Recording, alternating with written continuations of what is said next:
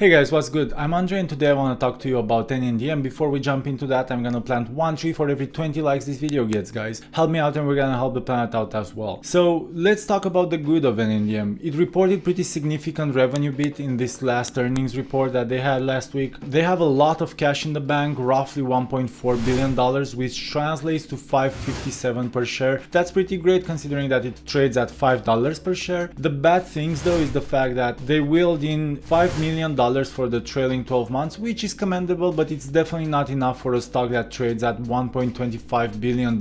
And then on top of that, they keep bitching about the fact that COVID is kicking their ass. They should shut up about that and just focus on selling more, bringing in more revenue into the business. I think that they're giving investors the wrong thing to think about here. And obviously COVID isn't gonna go anywhere in the next couple of years here. On top of that, they're also losing money still in the investment phase. So guys, it's a hold for me personally. Unless you're already invested in it, I don't expect you to get invested in it. I don't recommend that you do, because I think it's gonna be another year here, potentially more, until it gets back into a bull market that we can all benefit from. That's all for today, guys. Thanks so much for tuning in. Catch you next time.